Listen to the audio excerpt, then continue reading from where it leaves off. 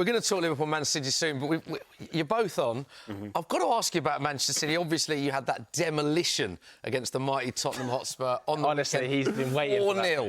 move. Which you are used to that, though, aren't you, Man City losing to Tottenham, because it does happen most years. But the one thing, this isn't even winding you up here at all, but I look at the Man City team and it's still littered with incredible talent. It's now 6 games without a win.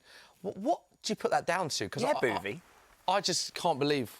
Yeah, it's a difficult situation. Look, you miss Rodri, and everyone's going to moan at me for saying about Rodri. That takes a massive chunk out of the confidence and the form. He's the best player in the world, best midfielder in the world. But there are you look at the numbers of distance covered, they are running a little bit less. And if you win 4 leagues in a row, you win a treble in that 4 as well. The appetite to run as much as possible. A lot of players in their 30s. De Bruyne's getting injured a lot as well. So I can't sit here as a City fan and blame the lads because they've won 4 leagues in a row. It's unbelievable. But you do expect a little bit better than what we've seen. I mean, the Spurs result was embarrassing. Feyenoord was probably even worse based on their level. I mean, Spurs are a Premier League side. Do you know what I mean? Do you think it was worse because of the manner in which you shipped 3 goals? Well, we were never 3-0 up against Spurs. Do you know what I mean? 3-0 up at home against Feyenoord. It's never been seen in the Champions League up to the 75th minute to concede 3 goals and not win a game. So, it is a little bit concerning. Obviously got the best side in Europe on the weekend. I have seen as well, you are very vocal on social media. Usually it's just been positivity galore because Man City win everything. We're so used to seeing you win everything. But you're already congratulating Liverpool for winning the league. You're calling for formation changes. Are you chucking the towel in already? No, I want a back 5 against Liverpool. I want us to be Tony Pulis. Honestly, and people say, Pep never plays a back 5. It's more of a 3. I think, honestly, we need to get as many centre-backs in there as possible, make it very narrow. If Kyle Walker starts to play, you can play him as a right wing-back, play Doku as a left wing-back, get the centre-backs really narrow and try and hit them on the counter-attack. The only way... They lost the game against Nottingham Forest, and Nottingham Forest was superb. Hit them on the counter-attack. That's the only way City are going to beat Liverpool, is trying to hit them on the counter-attack. Give them the ball and play into a level of naivety that they could have at Anfield. It's a different movie, isn't it? It's a different movie on Saturday. I mean, it's really... Loz, you're kind of on the opposite side of the fence. What do you think about Man City from like a Liverpool fan's perspective of this slump? From my perspective, it's probably similar to where Liverpool worried they might be at this season in terms of hanging on to a couple of players too long. I think there are a couple of guys in that team who probably needed to call it a day. And I don't even mean in terms of their level. I just mean I think they've done their time now at City, and City needed to move on, and they needed to as well. I don't think City have quite had the transfer policy to suit what Pep wants to build now. And now it's his job to transition them. So I actually think they're just a little bit behind and they're lagging. We'll see what happens in January. We'll see what happens in the summer. If they have a good January, then I think that kicks them on. Even if they were to bring in one more player, like a Zubimendi type, I think that completely changes the way that the team moves the ball, and suddenly you're in a whole different space. Do you think they will, though? I mean, January, no choice, is a difficult window, mid-season and all that. City don't spend much money either, is it? Yeah. Well, honestly, do you think City will go big in January? In relative standards, I know there's a lot of money swashing about in football, I get it, but City haven't spent that much money in recent years. I get what you're saying in terms of the takeover and stuff like that, but ultimately, City, there's a lot of money there. There is a lot, with PSR and stuff like that, City are very, very profitable. I think City do need to spend 200 million quid. I know I'm going to get slagged off for saying that. Is that your thing? Spending your way out of it? Let's be real. United have spent over £1 billion and achieved complete mediocrity, 9 positions below Manchester City. Why do Man United... No, but I'm just as an example, because you spent so much money to achieve very, very little, 1 League Cup or whatever in the last few years. I get that. Arsenal spent a similar amount of money to achieve 1 FA Cup in 5 years. City probably do, on some level, deserve to spend a little bit more than someone like Mateus Nunes and Doku, maybe a little bit more than that in the next couple of years. Can I ask a question? Yeah, go on. By the end of January, do you think that Manchester United will be closer to City than City will be closer to Liverpool?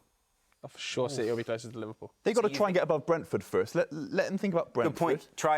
Try that. They're below Brighton. They're below some crazy size loss. They're 12th. Hey, Brighton, good team. Brighton are a very good side. I love how he swifts it to Man United. Can I just say, there is only one team that is above Brighton in the Premier League right now, so that's a pretty good achievement. Exactly, they're second in the league. We've got to talk about Liverpool. Loz is sat here going, why are we talking about Man City? Because you were at Anfield midweek, beating Real Madrid, you're top of the Champions League, you're top of the Premier League. What a start for Arne Slot. Yeah, I really actually think that Liverpool fans need to give a bit more credit to what happened last season as well, and how the rebuild of the midfield last summer set up so much of the success that Liverpool have had more recently. A lot of people seem to be overlooking the quality of the squad that Jurgen Klopp and whoever else behind the scenes had put together. And I think they were primed to have another manager come in. I think the players they weren't tired of the old methods, but the old methods have been used quite a lot by Klopp at that point. And you'd imagine that he was beginning to wane a little bit. You could see it. So now when Arne Slot comes in, freshens things up, moves a couple of players around, reprofiles a few guys, it makes such a difference. And honestly, against Real Madrid, there was a real swagger by the time we finished the game. And you'll know this from being around the players, interviewing the players. You can just see a difference in the way they move, the way they carry themselves, even just the way that they interact with the opposition. They were not afraid of Real Madrid the other night. They arguably won't be afraid of Man City on the weekend. But I think there is a little bit more apprehension around City just because... the injured animal, that kind of thing. Yeah, do you know what? It's a fair point. I remember interviewing Curtis Jones about a month back, and he just had this aura that he's just loving. I know he's a new dad and everything like that, but just loving life. And he's a player that has just been revolutionised this season. There's a lot of players like that. But as a City fan, be honest, a lot of people were very vocal about Liverpool, the fact that they had a new manager. They didn't spend fortunes in the summer. And I saw some pundits and players and people on social media not even putting them in the conversation for top 4 or title race. Did you see this from Liverpool? I'm being at the start of the honest. season, be honest. I did. Not in terms of being this far clear, but in terms of how... Remember last season there was a 3-horse race, Arsenal, City and Liverpool. I thought it was going to be very similar this season. Not saying, obviously, I predicted how good you'd be. Yeah. But this Liverpool side have got 4 or 5 world-class players. Van Dijk's probably the best centre-back in world football, the best keeper, in my opinion, in Alisson. Salah's still there. So, of course, I could see it at least being a side that are at least third in the table. And, obviously, you're far better than that. And it's crazy. I think the Real Madrid performance was out of this world good. It was crazy how confident you are. For me, it's probably the best new manager coming into a big club that I've seen since Mourinho at Chelsea in his first season, and he won the league in his first season. We've had a nice run of games as well. I think we've been able to ease ourselves into the season and slowly build up in terms of difficulty of opposition. And when you get that and you don't just get thrown in at the deep end against a City or someone like that, you can build up and build momentum and confidence. If you'd have thrown Konate in at the beginning of the season against City when they looked a little bit stronger and were a bit more confident, who knows where the narrative goes and where confidence goes in the team. Interesting to chat about some players now then, because we're going to do a combined 11 based on this season. Right. So we're not looking at history here, we're not looking at what KDB's won in the past, we're looking at players on form, really. So should we start in goal? Yeah. Between Man City and Liverpool. Do we disagree on this? Technically, we do. I think you've got a disagreement. You have. So you've both gone with... So there's no Edison, there's no Man City name here. You've both gone with the Liverpool keeper. Yeah. But a different one. But a different one. Obviously, I'd be very happy to put him there. I'd also be very happy to put Kevin Kelleher there as well. They've both been quality for Liverpool this season. Obviously protected by 2, as you said, quality world-class centre-backs this season in an adjusted system. Alisson, I think...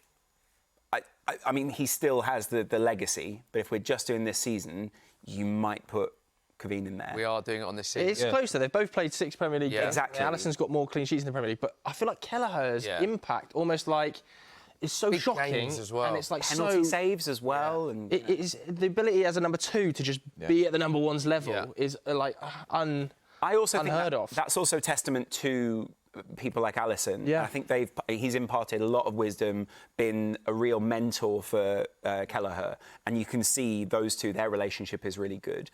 It's very rare that you see that in the Premier League, that there are such quality and how they kind of pass between the two of them. They could have dropped off easily. There could have been a couple of draws, couple of losses, couple of mistakes. I remember when Peter Cech got injured, I think it was Hilario came in for a few games and they were a completely different side, Chelsea.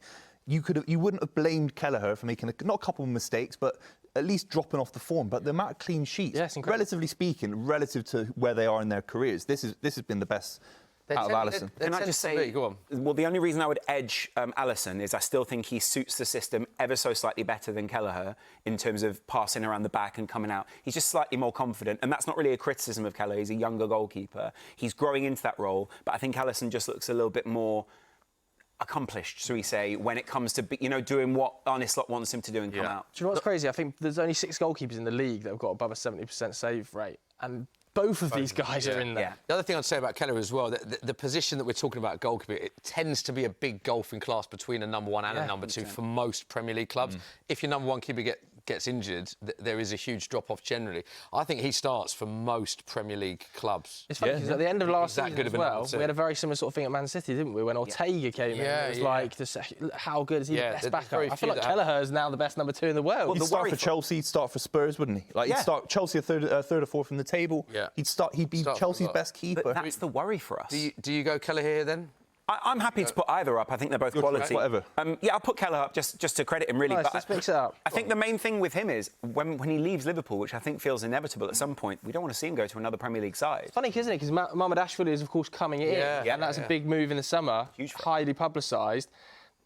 It feels very harsh to just say, OK, he's going to come in instantly over Kelleher. It's that stats thing at Liverpool. It's the deep stats, and that's why they went for Mamardashvili. And ultimately, buying a quality goalkeeper like him, if you bring him into your team, great. If not, you sell him for a profit. Fantastic. OK, let's go on to right back. Now, you've both gone with one man, which we thought would be Trent Alexander-Arnold. Lots of, I'd say, rumours more so than reports that the Real Madrid links are hotting up this week. As a Liverpool fan, what are your thoughts on that? Do you think Trent will be a Liverpool player next season? It depends on who you talk to, isn't it? It depends on which way they want the rumour to go. At the moment, I would say I think it's more than likely that he would be a Premier League player next season, and he will be at Liverpool, obviously. But I also think a lot of people in the Liverpool fan base have convinced themselves that if he was to go, it wouldn't be the be-all and end-all that we maybe, you remember Gerrard a few years ago, the saga of going to Chelsea, those kind of things. I think that's how we originally thought it would have felt, and that's what the initial reaction was. Obviously, he's a Scouser, that really helps him in the team. But there is this profile change at right-back for Liverpool right now. And with that profile change and maybe us understanding we need something a bit different from right-back, there's more of an acceptance of, would it be all that terrible if he was leaving? Especially Conor Bradley. Saw Conor Bradley the other night as well. Yeah. The Mbappe tackle was vicious. Beautiful. Beautiful moment in the game. Obviously, Kyle Walker spent minutes there this season, not in the 11. Are you surprised at Kyle Walker's performances so far this campaign? I'm not actually, because I think he is at the age where you do lose a yard of pace. I thought he was great for England in the Euros, I really did. But then there was a moment where Werner ran past him. Very Spurs unlike game. him, It was like, and obviously he was linked to Bayern Munich. He was linked to Sheffield United about 18 months ago. So you feel maybe he's been kept at the club a little bit too long. You look at the kind of squad planning for Liverpool. They've got a backup keeper that is potentially a world-class keeper in waiting. They've got Conor Bradley that could easily replace Trent. You look at City and you think, is Rico Lewis even going to be the right option long-term as a right-back? Is he a midfielder? Kyle Walker? Yeah, it's a tricky one, but Liverpool got 2 great right-backs. He's been amazing as well. He's got this thing where you don't expect the pass to come, and then he just does this immense thing, and you're just like, wow, that really was line. Get him on. Stick him on. Most tackles, passes into the box and through balls for When are Liverpool. we going to see a City player here? When are we going to see our first City player? Just be patient. Let's do the 2 centre-backs together, as we always do. Let's do the pair. All right, okay. I've got to say as well, we did think this would be dominant towards Liverpool, obviously, because they're top of the league. But usually that doesn't matter with Buvey. He sticks by his Man City. You're a changed man. Yeah, but we talk about when I've come on the show and talked about Arsenal. I don't rate a lot of these Arsenal players as much as but this Liverpool side have actually achieved. Like Van Dijk's a Champions League winner. Of course, I've got massive respect. I think Ruben Diaz is a better centre back than Konate on his day, but the day isn't at the moment, is it? I mean, for me, Ruben Diaz, you win 40 titles in a row, you are a little bit above Konate, but on form, this is the best defensive partnership in Europe. It's arguable that actually Konate's been the better of the pair this season, or at least the more visible of the pair. He passes the eye test, and I think the jump that he's taken has really surprised Liverpool fans. Do you agree with that? What Buvey said, best centre-back pairing in Europe currently? I mean, statistically, I think we're definitely up there. Yeah. You saw the dominance against Madrid. When Endrick came on, he looked like a 10-year-old.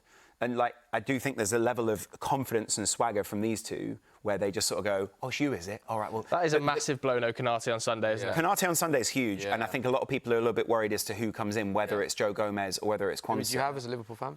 I would have Quansah, and then I put Joe Gomez at right back this weekend, only because obviously Trent is so key to Liverpool, but I do worry about his fitness, and I don't want to have to make an early sub where things completely change. Okay. I would just say these two are so confident. Huge test this weekend. The movement from Haaland has been incredible this season. I think he's taken a step up again, so I think they're really going to be tested. Let's be real, Liverpool haven't faced all that many prolific strikers this season, and so they've been able to nullify a lot of people quite simply. Okay, stick them up. And I think... Could we have our first City player here? We might have, Joe, our first City player. Good-looking guy. Yeah, no, I love Guardiola. Scores big goals. He does, doesn't he? Yeah. My issue with Guardiola, I know he made a mistake against Spurs. He's made a few mistakes this season. He's a very young kid. He's come in, won the Premier League. He was unplayable last season at points. Scored a huge goal against Real Madrid in the Champions League. He's still being asked to play out of position. People don't really. I think they're very critical of him, maybe because of the price tag. He's a centre back in waiting, and when he starts playing at centre back with his left foot pinging it around, he'll be one of the best in European football. I still think he's better than Andy Robertson. Obviously, gave away the penalty. He's a little bit on the decline, with all due respect. Tsimikas as well. I think Guardiola would improve Liverpool. There's been some question marks, though, hasn't there, recently about his defensively Guardiola? Because obviously so many tweets and statistics about his goal contributions and how many times he's bailed them out. And lots of goals, though. One of our highest scorers. He's got seven goals. Seven goals in his last 14 away appearances. 6 goals in his last 9. That's a problem for City, the fact he's so high on the scoring ranks. That's unbelievable for where he's playing, isn't it? Yeah, it's unbelievable. It says a lot about his technical quality. He's a very, very technically gifted fullback or defender, and that's why he gave the ball away last week. I think he's very confident about trying to play it out from the back. He can get caught out. I also think Robbo does deserve a bit of a shout here. He's started the season relatively slowly, but in the last 3 or 4 games, he's been the older Andy Robertson. And I just think people are disrespecting him a bit now. All right, let's get him up. Should we do the midfield 3? Right, let's have a look at the midfield 3. What, as a 3? I think there's a little bit of disagreement here. I think that's right. OK. Where do we disagree, do you think? Well, interestingly, the disagreement, Loz has got a City player and Buvey's got a Liverpool player. Just trying to be charitable, really. So you both I love Rico Lewis, but he's not a better midfielder than Curtis Jones this season. I mean, Curtis Jones has been out of this world. His athleticism, he's two-footed, he never shies away from a tackle. He has been unbelievable. And for me, I actually prefer watching him versus McAllister or anyone else because he reminds me of, obviously a different physically speaking, but a bit like a Gerrard. Drives with the ball with pace. He's a better midfielder than Rico Lewis, unfortunately. I hate saying that. And you both gone Gravenberch. Yeah, it's interesting about Curtis Jones. I know he's a player that you're a big fan of. I'm surprised that he's not in your selection. Interestingly, he's got a best passing accuracy under pressure in the Premier League this season, 93.6%. And again, some really for England, scored for England as well. So good. Great against Real Madrid. Yeah, and he really was good against Real Madrid. And I think he's just helped Liverpool control that midfield. Yeah. I mean, I'm fine to drop Rico Lewis. To be honest, I was trying to find a way to fit him in the team more than anything. Yeah. And it was more that I thought it just looked so Liverpool heavy at one point that it just looked a bit ridiculous. It's true, isn't it? That's just the way it's going, man. I'm obviously happy to swap him out for Curtis Jones. But one thing I would say is a lot of people are overlooking this at the moment. This guy has become the defensive bedrock for Liverpool. And the real side that we're not acknowledging is he played the lone 6 against Real Madrid and he's played much more on his own in that part of the field in more recent games. Start of the season, it felt like a pair. Now it feels a bit more like this guy's taking control and he can wander around. Hence why he got his goal against Madrid and Liverpool looked a lot more free flow. It's all Arne Slot because he wasn't anywhere last season with Jurgen Klopp, really. He had a few injuries. He was a decent player, don't get me wrong. But Arne Slot's come in and transformed this guy's career, given him confidence, coached him. How many managers, Man United managers, Chelsea managers, they have to spend £1 billion to get it right? And the coach, not to wind you up, but Arne Slot comes in. He's already got Gravenberch there. How can I make Gravenberch a better player? It's old school coaching. We don't see enough of it. He's upgraded him quite a lot, and I think McAllister goes massively underrated. Yeah. He is a world class. Goal against Real Madrid. Yeah, great goal. It's interesting there, just to touch on Rico Lewis, because obviously Pep's given him more minutes as a teenager than any other player in his managerial career as a teenager. So he's obviously so highly rated at City. But what is his best position out there in that City team? For me, he's a right back, tucks into midfield, and he's got more protection with Rodri when he's back, hopefully, maybe a new midfielder in the next couple of years, whatever the defensive partnership is, he'll be able to control games. When we won the treble, he was pivotal. He started games and he got the side ticking, he got the side confident on the ball. But he's not at the moment in form to be playing against Liverpool in midfield. If he did, we're going to get absolutely crushed. So you wouldn't play him there on the weekend? No, absolutely You wouldn't not. play him there? Look, if Pep thinks I need to play him, you play him as a right back and protect him in midfield. He looks a little bit lost, didn't he, last week in midfield, in my opinion. In all conferences, he's played 5 games at left back, 9 at right back, and 7 in midfield for club and country. So you can look at that as a positive that he's versatile, or actually does that make it more difficult for him to nail down a position?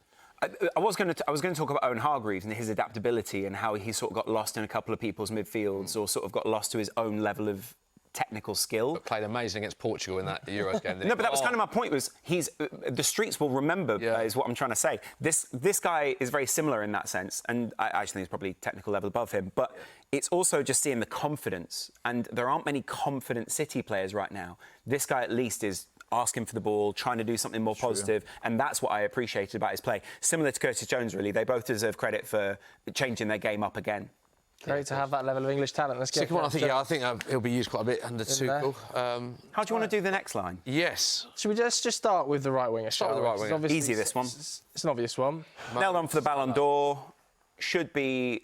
He's serially disrespected in Europe. I can't believe that he wasn't one of the 30 for the Ballon d'Or last year, especially if you look at stats.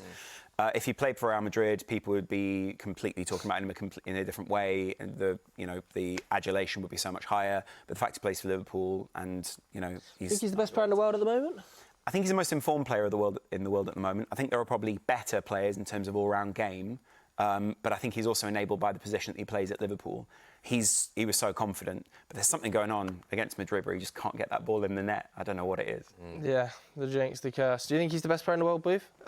He's the best forward in the world, yeah. I'm sure there are players out there in midfield with a little bit more technical brilliance. I mean, he's fantastic at just ruthlessly scoring goals. He's the most dangerous player in the world, and there's a worry at City that's why I keep saying back five. Honestly, you're going to have to protect the front three for Liverpool. We've talked about this midfield for Liverpool. It's fantastic.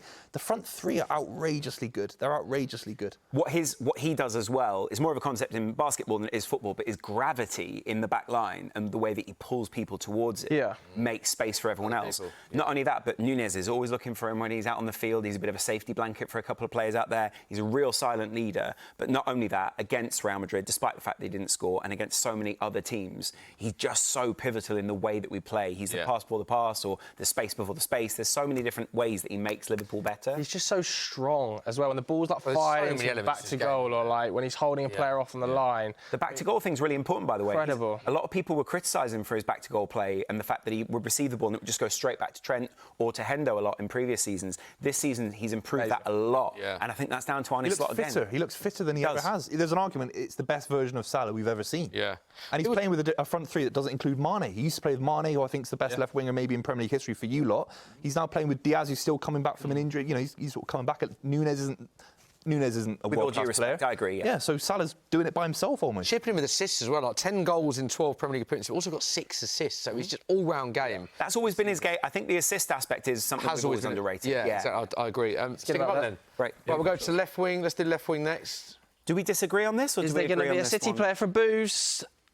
No. All right, fair enough. So far, just the one City player on the board in the combined 11. It's not something we see regularly when we do it. You're miserable over there. 11. I'm happy we're second in the table above you lot. I'm happy. third in the table. Thank you, Brighton. But this says a lot. Liverpool have to win the game on Sunday. There's massive pressure. They've got all these world-class players. They have to win the game. Buvey's right. Yeah, and they're all in form. They have to win the game. Buvey's right. Liverpool, there's real expectation for Liverpool to win this game. Yeah. And I think it's a good test for Arne Slot mentally and the team. But Luis Diaz deserves a bit of a chat. He's been underappreciated this season because he's got 9 goals in all competitions. We don't talk about how and following... he's not spoken about as much as other players for Liverpool this season. Because of the act that he followed. And I still think the shadow of Mane and the shadow of that peak Klopp team that I don't think ever played together outside of one game... Yeah. Mane was prolific for Liverpool and he was so dangerous and he made people back off him all the time. Diaz is a different player and arguably, I think, again, the coaching and where he's placed, but also the rise of Mo Salah. The amount of times where the ball goes to the back post from Salah's side has really played into his positives. And I do think he's gained a lot of confidence. Last season, actually, it's a good game to reference it. When City came to Anfield, he missed a number of big chances and the Liverpool fans were really beginning to get on his back at that point. This season, it's time for redemption, I think, for Luis Diaz. Let's get him up and talk about a striker then. Redemption. Surely we're going to have a second City player here. I imagine you both... It was a tricky one, but I did say the best striker in world football right now.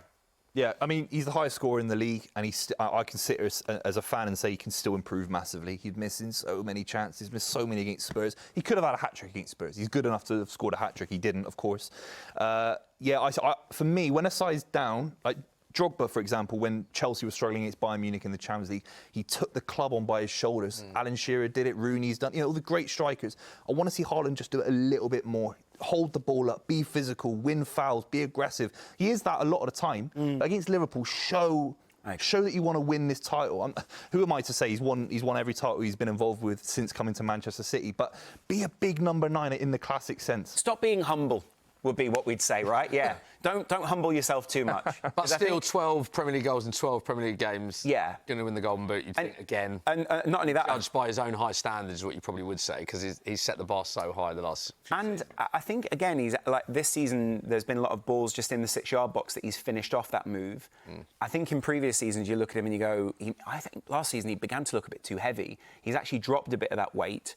Not that I think he looked fat, but I'm just saying he's had a bit too much muscle, and it diminished his game a little bit. Actually, I think he looks a bit lighter this season, and he's a bit leaner, and it's changed his game quite a lot. I really appreciate that. Shout out to Darwin Núñez, by the way, who is still plugging away for Liverpool and has gotten better. Right, there is confirmation of the board. As you can see, it's based on current form, just to reiterate. Liverpool, Man City combined 11. Just 2 Manchester City players in a combined 11. I have not said that statement ever before on this show. So let us know what you think of that huge game this weekend, of course.